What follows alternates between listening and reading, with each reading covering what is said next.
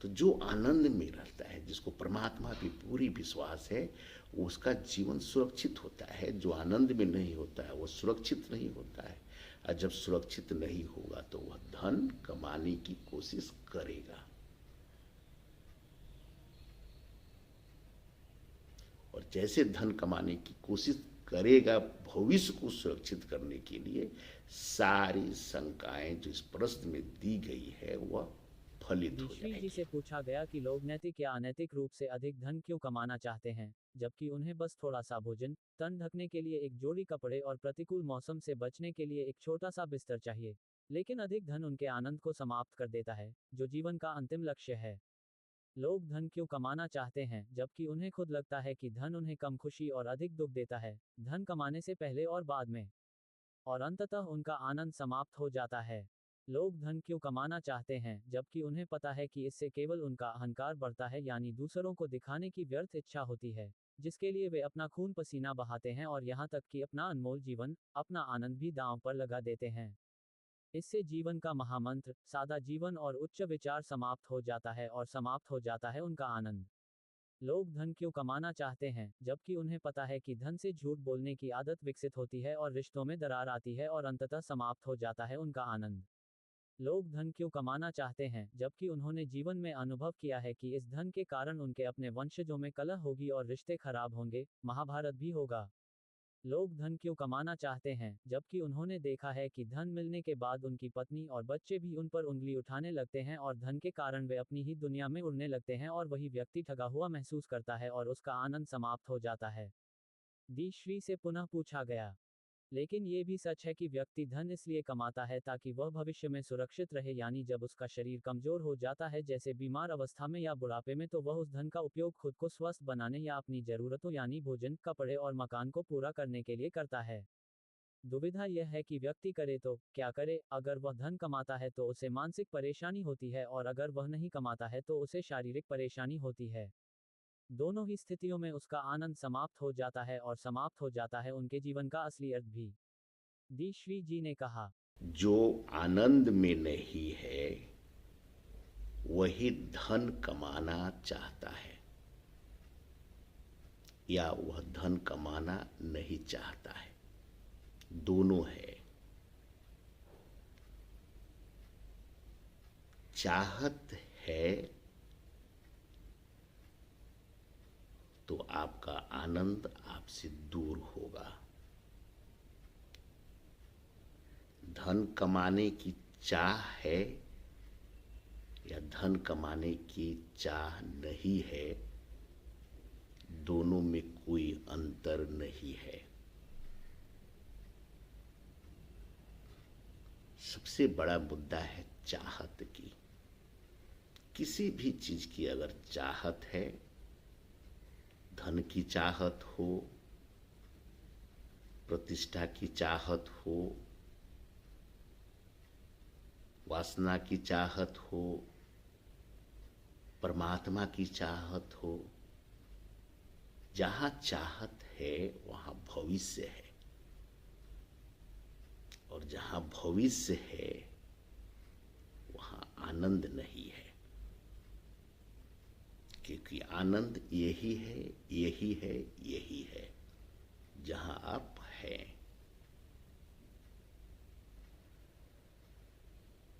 तो धन कमाने की चाहत रखने वाला आनंद में नहीं है, यह स्पष्ट है। क्योंकि वह चाहता है कि उस धन से अपना भविष्य को सुरक्षित करे, और भविष्य कुछ होता ही नहीं है। यह आपको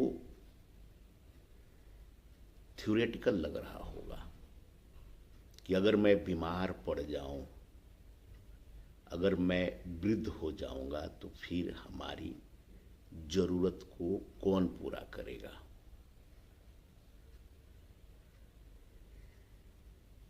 तो अगर आपको यह विश्वास है कि आप बीमार पड़ेंगे, आप वृद्ध हो जाएंगे, तो धन आपको बचा लेगा,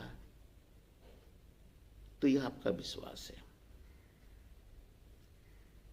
क्योंकि आपको परमात्मा पे विश्वास नहीं है। जब आपको परमात्मा पे विश्वास नहीं होगा तो वह धन आपको कोई भी सुरक्षा नहीं कर पाएगा। अपने जीवन की हकीकत को समझने की कोशिश कीजिए।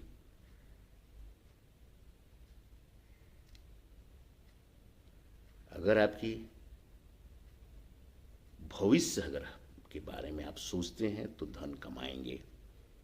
शुरू में भविष्य को सुरक्षित करने के लिए आप धन कमाने की कोशिश करते हैं। बाद में धन कमाने की आपको आदत सी हो जाती है और इस प्रश्न में जितनी भी शंकाएं पैदा की गई है कि आपका सादा जीवन समाप्त हो जाएगा, आपका उच्च विचार समाप्त हो जाएगा, आपके बच्चे, आपकी पत्नी आप पे उंगली उठाएंगी, आपको दुख मिलेगा, आपका आनंद दूर हो जाएगा, सब सच है। क्योंकि आप भविष्य की तरफ देख रहे हैं, भविष्य होता नहीं है। अगर आप यह समझते हैं कि भविष्य में जब आप बीमार पड़ेंगे, जब वृद्ध होंगे, तो यह धन आपको बचा लेगा। भविष्य के बारे में कोई नहीं जानता है, और खासकर जो आनंद में नहीं है वह तो जानता ही नहीं है, वह जान भी नहीं सकता है। और वह अपने अनुभव से यह नहीं देखता है कि बहुत सारे पैसे वाले बीमार पड़ते हैं, वृद्ध होते हैं, और उनको वह धन नहीं बचा पाता है।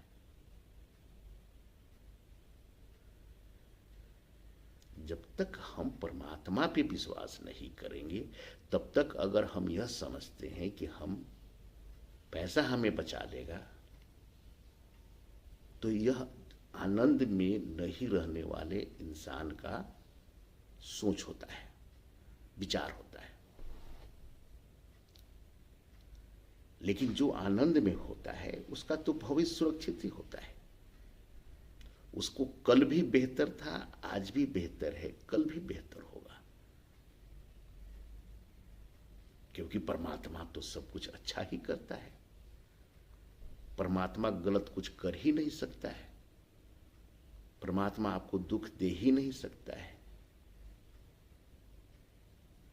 तो जो आनंद में रहता है, जिसको परमात्मा पे पूरी विश्वास है, उसका जीवन सुरक्षित होता है। जो आनंद में नहीं होता है वो सुरक्षित नहीं होता है, और जब सुरक्षित नहीं होगा तो वह धन कमाने की कोशिश करेगा।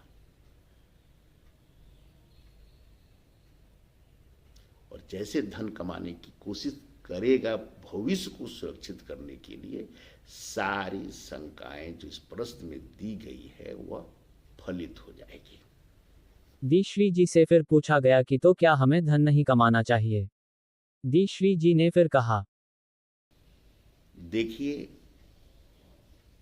धन कमाने की चाहत रखना और धन कमाने की चाहत न रखना दोनों चाहत है, क्योंकि दोनों भविष्य की बात है, और दोनों चाहत में आप आनंद से दूर हो जाएंगे। इसलिए धन कमाना है नहीं कमाना है इस पर विचार मत कीजिए। धन कमाना अगर क्रिया है तो केवल कर्म कीजिए, धन कमाने की क्रिया को कीजिए। धन कमाना है केवल धन कमाने के लिए। भविष्य के बारे में मत सोचिए कि भविष्य में हम इस धन का प्रयोग करेंगे। जैसे ही आप भविष्य में धन का प्रयोग करना चाहेंगे, आप सकाम कर्म से जुट जाएंगे और आपका आनंद दूर हो जाएगा। इसलिए केवल कर्म कीजिए। धन कमाना है, धन कमाइए, उसको किसी भविष्य से न जोड़िए, तभी आप आनंद आनंद, परम आनंद में रह पाएंगे। दी श्री जी से पुनः पूछा गया, परंतु ये संसार तो दुखों से भरा लगता है और कभी कभी हम अकेला महसूस करने लगते हैं, तो दी श्री जी कहते हैं। देखिए, कृष्ण बिहारी नूर साहब का एक बड़ा ही सुंदर गजल है जो उनके लिए है जो आनंद में नहीं है। गजल है कि जिंदगी से बड़ी कोई सजा ही नहीं। जो आनंद में नहीं है, नूर साहब कहते हैं कि यह जो जिंदगी है इससे बड़ी कोई सजा ही नहीं है। आप देखिए ना अपने जीवन को उठाकर, जो आनंद में नहीं है। हर वक्त आपको कोई ना कोई परेशानी लगेगा ही, कोई आपको सजा देने के लिए बैठा हुआ है। बहुत लोग आपको बताएंगे कि आपको कर्मों का सजा मिल रहा है, पुराने कर्मों का सजा मिल रहा है। तो पुराना कर्म तो हुआ ही है, पुराना कर्म होगा तो आपको सजा तो मिलेगा ही। तो जो आनंद में नहीं रहते हैं उनके लिए बड़ा ही सुंदर था, जिंदगी से बड़ी कोई सजा ही नहीं, और किस जुर्म की सजा है पता ही नहीं। सबसे मजे की बात है कि जो आप सजा भोग रहे हैं, जो भोगते हुए महसूस कर रहे हैं, वह किस जुर्म का है आपको पता ही नहीं चलता है। एक बच्चा जन्म लेता है और धीरे धीरे इस प्रक्रिया में फंसते जाता है और उसको पता ही नहीं चलता है कि हमें किस जुर्म की सजा मिल रही है। यह उसका भाव है जो आनंद में नहीं है। फिर वो लिखते हैं कि इतने हिस्सों में बट गया हूं मैं, मेरे हिस्से कुछ बचा ही नहीं। इतने सुंदर ढंग से लिखते हैं कि मैं माता, पिता, पुत्र, भाई, बहन, दोस्त, दुश्मन, यहां वहां इतने तरहों में बटा है कि आपके हिस्से कुछ बचा ही नहीं। जो आनंद में नहीं है उसके हिस्से कुछ बचता ही नहीं है। उसको अकेले कहीं रहने के लिए वो परेशान हो जाएगा, क्योंकि उसके हिस्से तो कुछ है ही नहीं। और जब उसके हिस्से नहीं है तो उसका आनंद उसका हिस्सा में कैसे आएगा। लेकिन जो आनंद में है उसकी सोच अलग है। वो तो कहता है कि जिंदगी से बड़ी कोई मजा ही नहीं, जिंदगी से बड़ी कोई मजा नहीं है, आनंद नहीं है। यहां पे न कोई जुर्म नहीं तो फिर सजा कहां का है आपके पास। परमात्मा के राज्य में कुछ जुर्म होगा, कोई गलत होगा, और जब गलत नहीं होगा तो फिर सजा कैसे होगा। यहां पे तो आनंद के अनंत रूप है, हरि अनंत, हरि कथा अनंत, अनंत अनंत रूपों में बटा हुआ है। उस अनंत को समेटा हुआ वह आनंद प्रेमी व्यक्ति हर वक्त आनंद आनंद परम आनंद में होता है, परम आनंद में होता है। इसलिए अपने विचारों को बदलने की कोशिश कीजिए। यही संसार, यही दुनिया जहां आप हैं, जिस अवस्था में है, आनंद आनंद परम आनंद देने लगेगा, परम आनंद देने लगेगा।